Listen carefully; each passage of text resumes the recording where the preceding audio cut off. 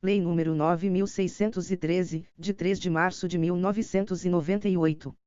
Dispõe sobre os crimes de lavagem ou ocultação de bens, direitos e valores, a prevenção da utilização do sistema financeiro para os ilícitos previstos nesta lei, cria o Conselho de Controle de Atividades Financeiras, COAF, e dá outras providências. O Presidente da República faço saber que o Congresso Nacional decreta e eu sanciono a seguinte lei. Capítulo I. Dos crimes de lavagem ou ocultação de bens, direitos e valores. Art. 1º Ocultar ou dissimular a natureza, origem, localização, disposição, movimentação ou propriedade de bens, direitos ou valores provenientes, direta ou indiretamente, de infração penal. Pena, reclusão, de 3 a 10 anos, e multa. Primeiro incorre na mesma pena quem, para ocultar ou dissimular a utilização de bens, direitos ou valores provenientes de infração penal, e os converte em ativos lícitos. Segunda, os adquire, recebe, troca, negocia, dá ou recebe em garantia, guarda, tem em depósito, movimenta ou transfere. Terceira, importa ou exporta bens com valores não correspondentes aos verdadeiros. Segundo incorre, ainda, na mesma pena quem e utiliza, na atividade econômica ou financeira, bens, direitos ou valores provenientes de infração penal. Segunda, participa de grupo, associação ou escritório tendo conhecimento de que sua atividade principal ou secundária é dirigida à prática de crimes previstos nesta lei. Terceiro, a tentativa é punida nos termos do parágrafo único do artigo 14 do Código Penal. Quarto, a pena será aumentada de 1 a 2/3, se os crimes definidos nesta lei forem cometidos de forma reiterada ou por intermédio de organização criminosa. Quinto, a pena poderá ser reduzida de 1 a 2/3 e ser cumprida em regime aberto ou semiaberto, facultando-se ao juiz deixar de aplicá-la ou substituí-la, a qualquer tempo, por pena restritiva de direitos, se o autor, coautor ou partícipe colaborar espontaneamente com as autoridades, prestando esclarecimentos que conduzam à apuração das infrações penais, à identificação dos autores, coautores e partícipes, ou à localização dos bens, direitos ou valores objeto do crime. Sexto, para a apuração do crime de que trata este artigo, admite-se a utilização da ação controlada e da infiltração de agentes.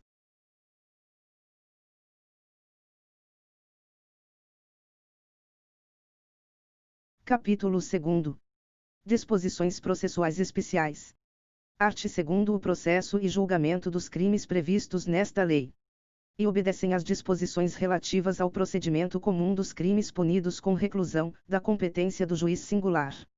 Segunda, independem do processo e julgamento das infrações penais antecedentes, ainda que praticados em outro país, cabendo ao juiz competente para os crimes previstos nesta lei a decisão sobre a unidade de processo e julgamento. Terceira, são da competência da Justiça Federal. A, quando praticados contra o sistema financeiro e a ordem econômico-financeira, ou em detrimento de bens, serviços ou interesses da União, ou de suas entidades autárquicas ou empresas públicas. B, quando a infração penal antecedente for de competência da Justiça Federal. Primeiro, a denúncia será instruída com indícios suficientes da existência da infração penal antecedente, sendo puníveis os fatos previstos nesta lei, ainda que desconhecido ou isento de pena o autor, ou extinta a punibilidade da infração penal antecedente. Segundo, no processo por crime previsto nesta lei, não se aplica o disposto no art. 366 do Decreto-Lei nº 3.689, de 3 de outubro de 1941, Código de Processo Penal. Devendo o acusado que não comparecer nem constituir advogado ser citado por edital, prosseguindo o feito até o julgamento, com a nomeação de defensor dativo.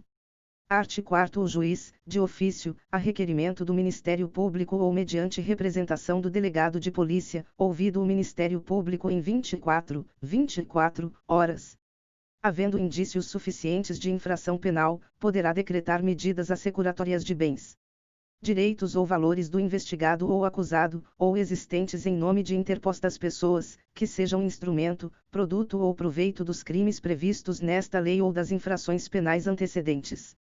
Primeiro, proceder-se à alienação antecipada para preservação do valor dos bens sempre que estiverem sujeitos a qualquer grau de deterioração ou depreciação, ou quando houver dificuldade para sua manutenção.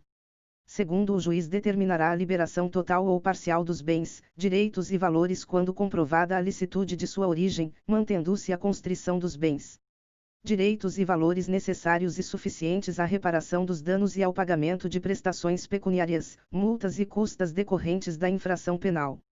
Terceiro, nenhum pedido de liberação será conhecido sem o comparecimento pessoal do acusado ou de interposta pessoa a que se refere o caput deste artigo, podendo o juiz determinar a prática de atos necessários à conservação de bens, direitos ou valores, sem prejuízo do disposto no primeiro.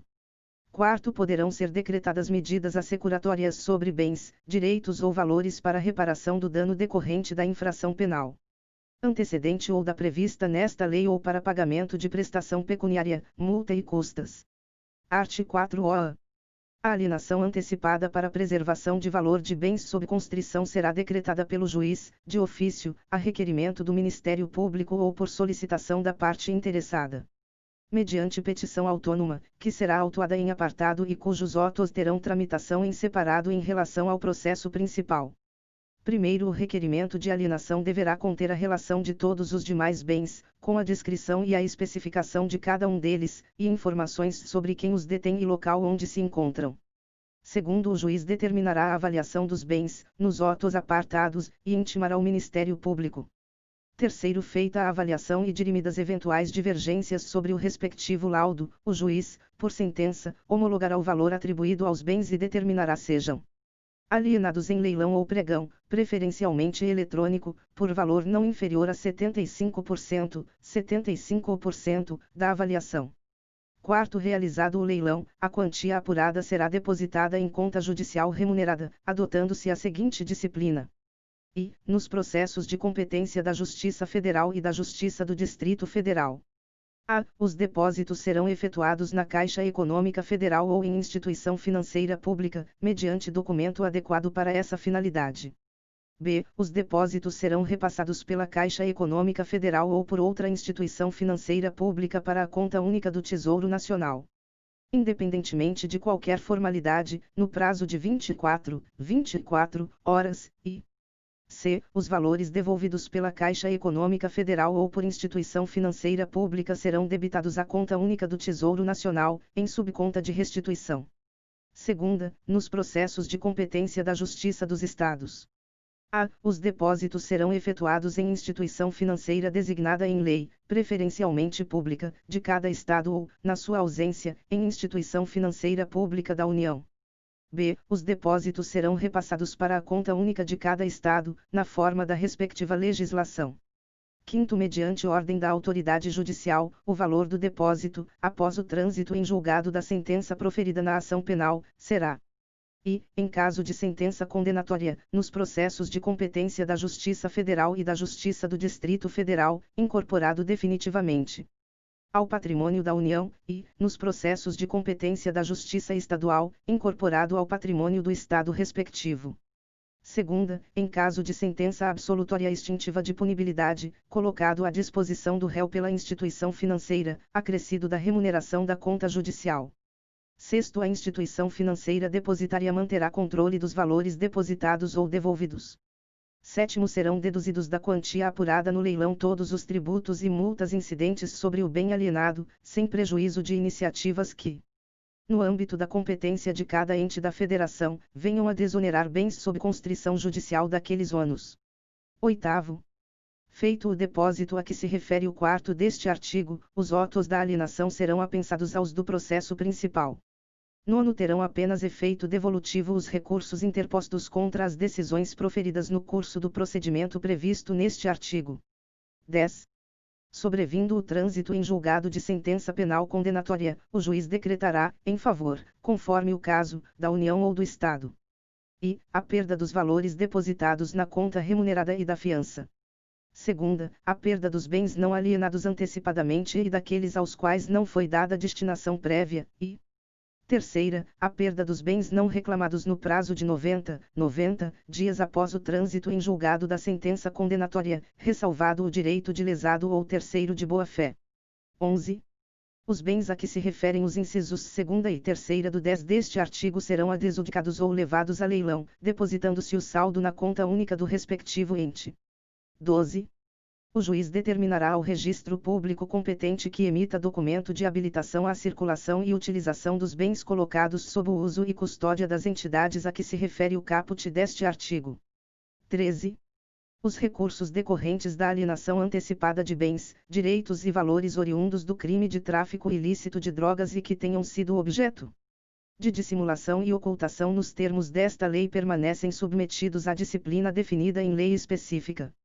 Art. 4-OB. A ordem de prisão de pessoas ou as medidas assecuratórias de bens, direitos ou valores poderão ser suspensas pelo juiz, ouvido o Ministério Público, quando a sua execução imediata puder comprometer as investigações. Art. 5º. Quando as circunstâncias o aconselharem, o juiz, ouvido o Ministério Público, nomeará pessoa física ou jurídica qualificada para a administração dos bens, direitos ou valores sujeitos a medidas assecuratórias, mediante termo de compromisso. Art. 6º. A pessoa responsável pela administração dos bens e fará jus a uma remuneração, fixada pelo juiz, que será satisfeita com o produto dos bens objeto da administração. Segunda, prestará, por determinação judicial, informações periódicas da situação dos bens sob sua administração, bem como explicações e detalhamentos sobre investimentos e reinvestimentos realizados. Parágrafo único. Os atos relativos à administração dos bens sujeitos a medidas assecuratórias serão levados ao conhecimento do Ministério Público, que requererá o que entender cabível.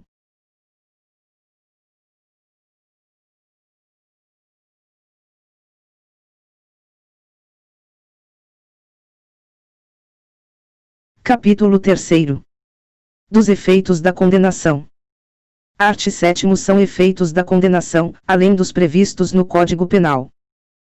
E, a perda, em favor da União, e dos Estados, nos casos de competência da Justiça Estadual, de todos os bens, direitos e valores relacionados, direta ou indiretamente, à prática dos crimes previstos nesta lei, inclusive aqueles utilizados para prestar a fiança, ressalvado o direito do lesado ou de terceiro de boa-fé.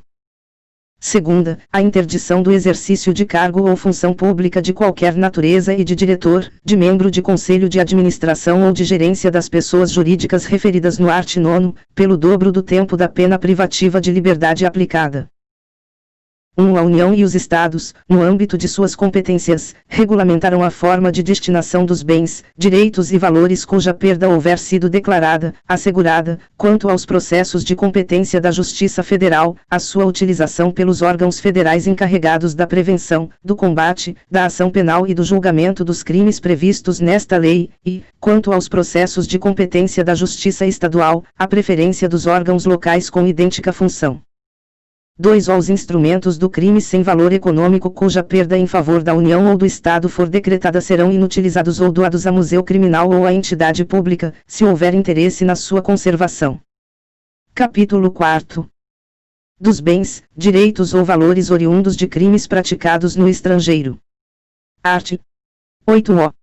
O juiz determinará, na hipótese de existência de tratado ou convenção internacional e por solicitação de autoridade estrangeira competente, medidas assecuratórias sobre bens, direitos ou valores oriundos de crimes descritos no art. 1 praticados no estrangeiro. Primeiro, aplicar-se o disposto neste artigo, independentemente de tratado ou convenção internacional, quando o governo do país da autoridade solicitante prometer reciprocidade ao Brasil.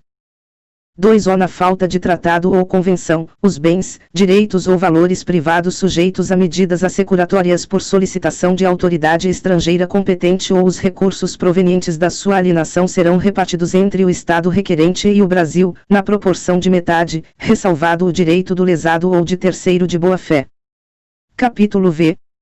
Das pessoas sujeitas ao mecanismo de controle.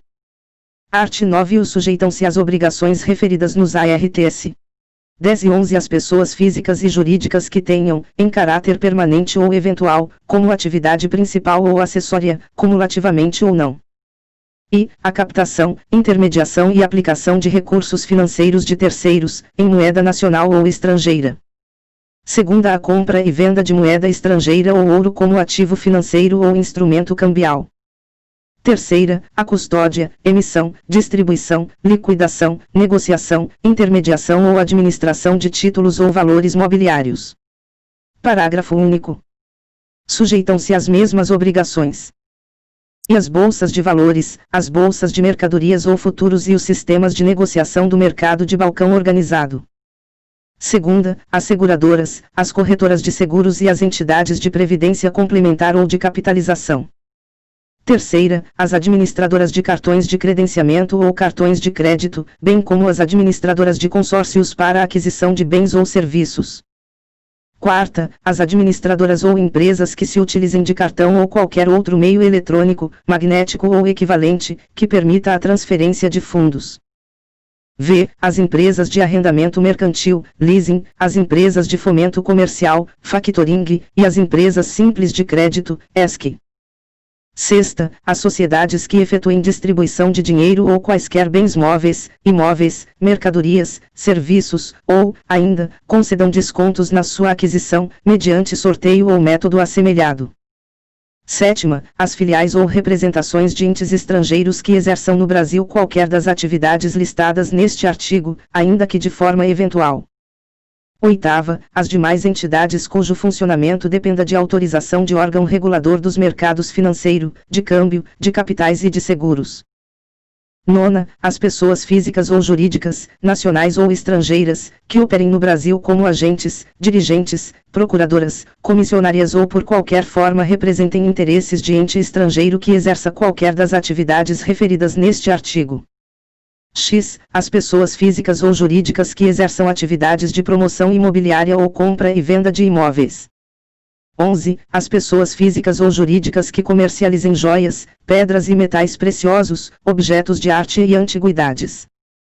12. As pessoas físicas ou jurídicas que comercializem bens de luxo ou de alto valor, intermediem a sua comercialização ou exerçam atividades que envolvam grande volume de recursos em espécie. 13. As juntas comerciais e os registros públicos.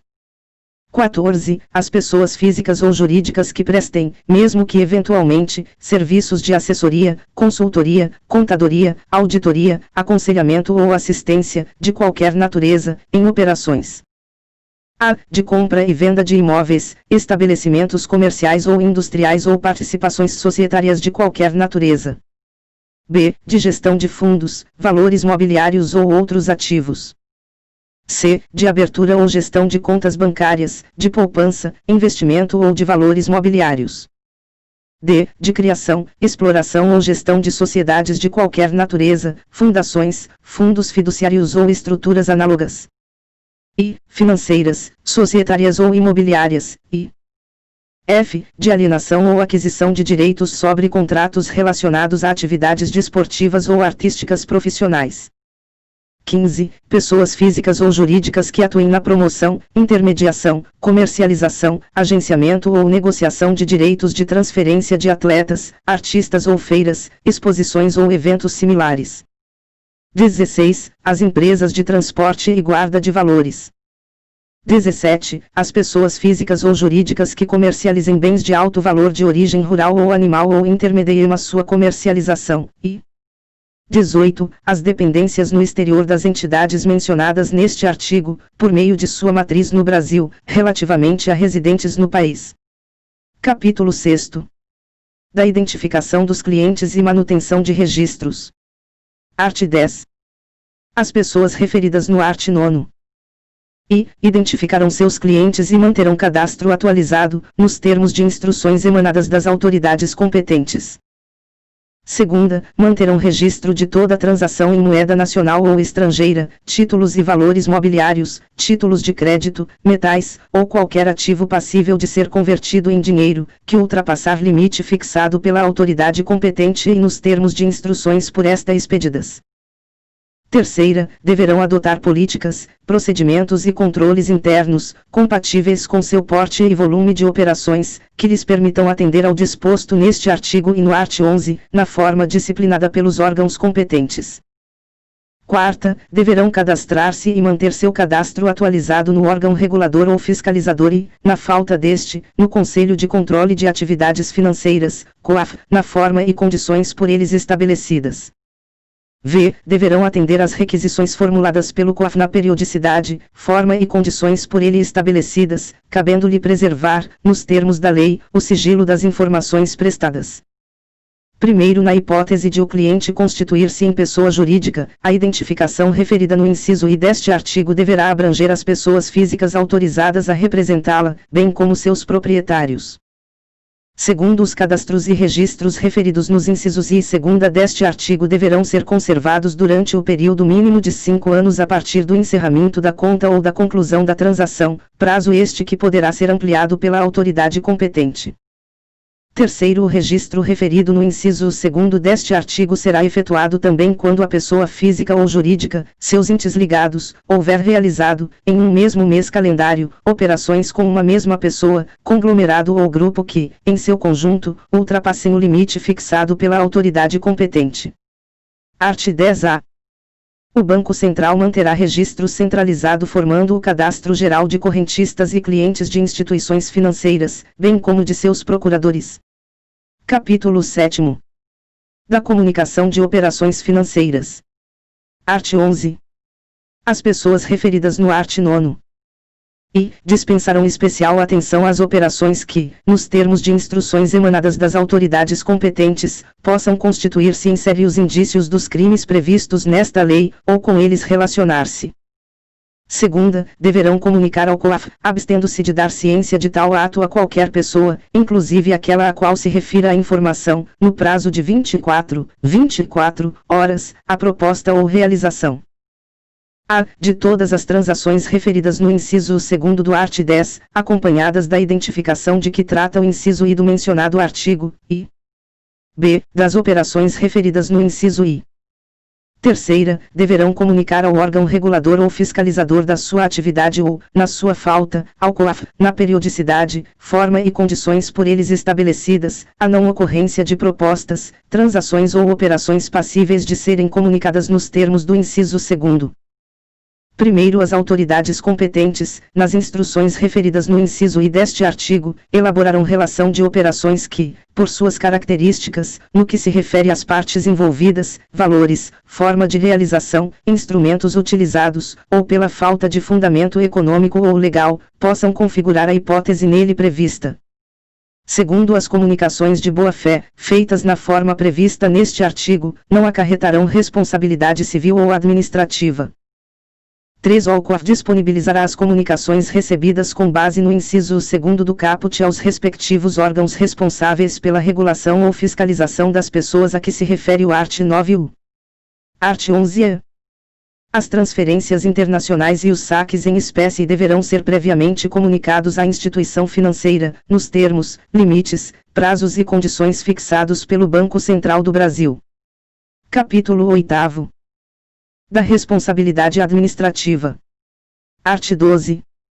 As pessoas referidas no art. 9, bem como aos administradores das pessoas jurídicas, que deixem de cumprir as obrigações previstas nos ARTS 10 e 11 serão aplicadas, cumulativamente ou não, pelas autoridades competentes, as seguintes sanções. I. Advertência. Segunda, multa pecuniária variável não superior a. Ao dobro do valor da operação. B. Ao dobro do lucro real obtido ou que presumivelmente seria obtido pela realização da operação, ou C. Ao valor de R$20 milhões, 20 milhões de reais. Terceira, inabilitação temporária, pelo prazo de até 10 anos, para o exercício do cargo de administrador das pessoas jurídicas referidas no art. 9. Quarta, cassação ou suspensão da autorização para o exercício de atividade, operação ou funcionamento. Primeiro, a pena de advertência será aplicada por irregularidade no cumprimento das instruções referidas nos incisos I e segunda do art. 10. 2. A multa será aplicada sempre que as pessoas referidas no art. 9, por culpa ou dolo, e deixarem de sanar as irregularidades objeto de advertência, no prazo assinalado pela autoridade competente. Segunda, não cumprirem o disposto nos incisos I a quarta do art. 10. Terceira, deixarem de atender, no prazo estabelecido, a requisição formulada nos termos do inciso V do art. 10. Quarta, descumprirem a vedação ou deixarem de fazer a comunicação a que se refere o art. 11. Terceiro, a inabilitação temporária será aplicada quando forem verificadas infrações graves quanto ao cumprimento das obrigações constantes desta lei ou quando ocorrer reincidência específica, devidamente caracterizada em transgressões anteriormente punidas com multa. Quarto, a cassação da autorização será aplicada nos casos de reincidência específica de infrações anteriormente punidas com a pena prevista no inciso 3º do caput deste artigo. Capítulo 9. Do Conselho de Controle de Atividades Financeiras. Art. 14. Fica criado, no âmbito do Ministério da Economia, o Conselho de Controle de Atividades Financeiras, COAF, com a finalidade de disciplinar, aplicar penas administrativas, receber, examinar e identificar as ocorrências suspeitas de atividades ilícitas previstas nesta lei, sem prejuízo das competências de outros órgãos e entidades. Primeiro, as instruções referidas no art. 10 destinadas às pessoas mencionadas no art. 9, para as quais não exista órgão próprio fiscalizador ou regulador, serão expedidas pelo COAF, competindo-lhe, para esses casos, a definição das pessoas abrangidas e a aplicação das sanções enumeradas no art. 12. Segundo, o COAF deverá, ainda, coordenar e propor mecanismos de cooperação e de troca de informações que viabilizem ações rápidas e eficientes no combate à ocultação ou dissimulação de bens, direitos e valores. 3. O COAF poderá requerer aos órgãos da administração pública as informações cadastrais bancárias e financeiras de pessoas envolvidas em atividades suspeitas. Art. 15. O COAF comunicará às autoridades competentes para a instauração dos procedimentos cabíveis, quando concluir pela existência de crimes previstos nesta lei, de fundados indícios de sua prática, ou de qualquer outro ilícito. Capítulo X. Disposições Gerais. Art. 17-E. Aplicam-se, subsidiariamente, as disposições do Decreto-Lei nº 3.689, de 3 de outubro de 1941, Código de Processo Penal, no que não forem incompatíveis com esta lei. Art. 17-B. A autoridade policial e o Ministério Público terão acesso, exclusivamente, aos dados cadastrais do investigado que informam qualificação pessoal, filiação e endereço, independentemente de autorização judicial, mantidos pela Justiça Eleitoral, pelas empresas telefônicas, pelas instituições financeiras, pelos provedores de internet e pelas administradoras de cartão de crédito. Art. 17-C. Os encaminhamentos das instituições financeiras e tributárias em resposta às ordens judiciais de quebra ou transferência de sigilo deverão ser, sempre que determinado, em meio informático, e apresentados em arquivos que possibilitem a migração de informações para os autos do processo sem redigitação. Art. 17-D. Em caso de indiciamento de servidor público, este será afastado, sem prejuízo de remuneração e demais direitos previstos em lei, até que o juiz competente autorize, em decisão fundamentada, o seu retorno. Vide ADN 4.911. Art. 17-I. A Secretaria da Receita Federal do Brasil conservará os dados fiscais dos contribuintes pelo prazo mínimo de 5 anos, contado a partir do início do exercício seguinte ao da declaração de renda respectiva ou ao do pagamento do tributo. Art. 18. Esta lei entra em vigor na data de sua publicação. Brasília, 3 de março de 1998, 177º da Independência e 110º da República. Fernando Henrique Cardoso, Iris Rezende, Luiz Felipe Lampreia, Pedro Malan.